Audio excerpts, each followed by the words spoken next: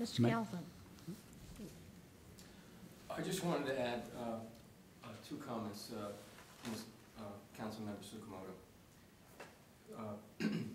The Chief Chirico, you'll see in the budget for $70,000.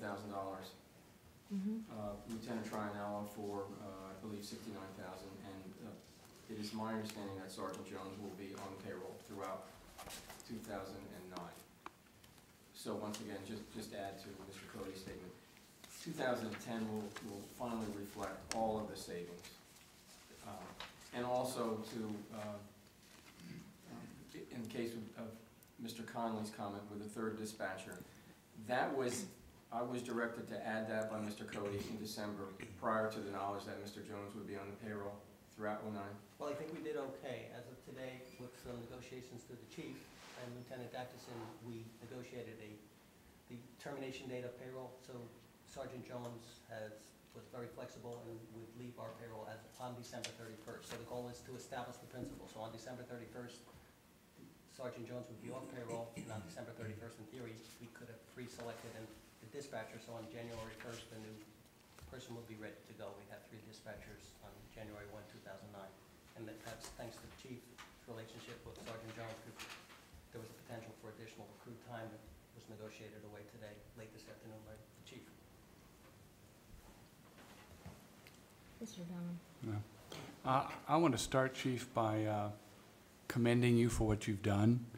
I understand from Mr. Califoot that something like this memo that you've prepared with additional cuts is literally unprecedented. As you, the public, and the council knows, these are extremely difficult times. This is going to be a very difficult budget year. And I think you've done an admirable job of recognizing that and trying to address it, particularly since you're first off in these little hearings. Having said that, I view it as my job to find more. Because even with these cuts, we're looking at a proposed tax increase of almost 10%. I've made it a personal goal to get that down by at least 50% and not more, and yet addressing the needs that the original proposed budget supplies. So before I have a number of questions I want to ask about your budget. But before I do that, I guess I have a question of clarification for somebody else on the council, or Ray or Bob. As we look at our budget materials, I have an insert for the police department that shows proposed budget. That's identical. Okay, so this is something the chief is aware of, and this addresses? Yes. Okay. Yes. I just want to make sure we're working off the same thing. So as I look at the proposed budget for the police department for 2009, it shows, if I'm reading this correctly, almost a $560,000 increase, or 11.3% increase over the actuals of 2008. Assuming I read it correctly, that to me is unacceptable. It should be a decrease. It can't be an increase. And I'm going to say that. I'm not picking on the police department, sir. I'm going to say that for every department that comes up here unless I'm convinced otherwise. Now, as I go through this, I don't know that we have the time for answers today, so I'll just express my concerns. I'm looking at an equipment maintenance increase, a proposed budget of $60,000, whereas the expenditures in 2008 was $29,000. Oh, I can answer that, Dan, because they only were in the building 6 months. Okay, fair enough. Yeah, That's so what, I want to stop you there, so because Okay. all the numbers there reflect just a 6-month. okay, I just didn't understand it. And I'm grateful for the fact that you've taken out the purchase of 1 patrol car. I wonder why we're not taking out the purchase of another.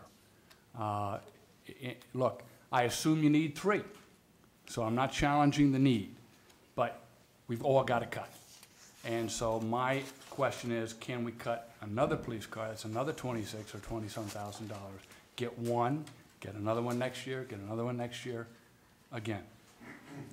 After this, you or others on the council may convince me we can't do that, but I raised the question. Small matter, on sub-account 315 for electrical and communications equipment, we see an increase in the budget from $2,300 to $8,000. I'm wondering whether some of that can be postponed to another year. For travel and training, sub-account 511. Dan, can we talk about that one? Basically, what that is, we have a firm when traffic lights are damaged in motor vehicle accidents.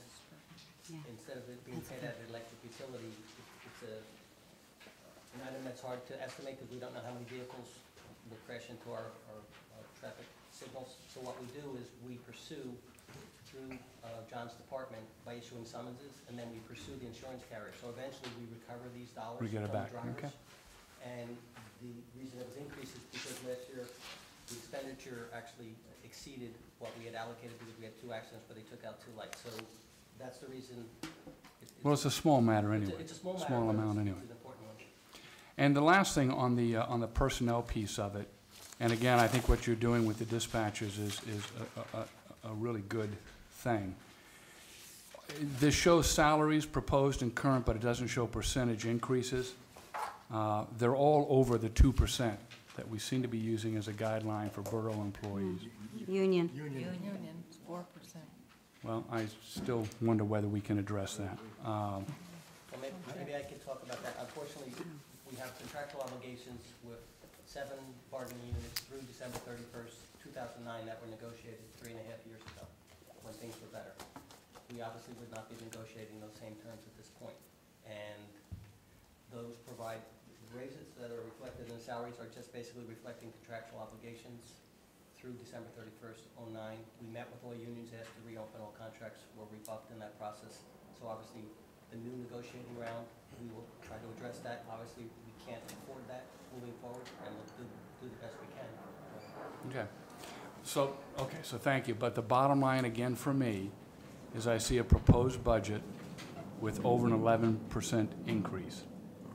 In my world, and admittedly, my corporate world is different than the municipal world, but in my world, in these times, the CEOs come to each department and say, give me a budget with a 10% decrease. I don't care how you do it, do it. So we may not be able to do it. I appreciate this is different. We're talking about public safety, and I appreciate that, but I think that ought to be the goal. Thank you. And one last point, the other factor that's loaded into the salary and the fringe is a 27.5% increase in health benefits, which under our current bargaining agreements, the employees do not contribute towards. Prospectively, that will be changed in negotiation, or we will request to change it. Right now, we're obligated under it, so we, the employer and the taxpayers, fully support that with no employer contribution, no employee contribution. So the combination of the two is the reason for that number. And again, Chief, thank you for what you've done so far. I really appreciate it. Thank you. Do we have any individual, questions about any of the line items that are listed under the police department? Okay, are there any comments, Mrs. Tsukamoto? Yeah, I have my second question. Chief, I just want to comment that, that I was very impressed with the quick response and which leading to a quick arrest of the burglary event that happened couple days ago. I believe that was on Tuesday. And needless to say that the victim was very, very appreciative of your work, the work from your department. Now, my question is, it is apparent that the largest line item is personnel. We're all aware of that. Now, in the context of this particular event, if I ask you to further reduce personnel, what would happen if you can use this example? Could you explain if further reduction will impact your response and your services? Yes to both.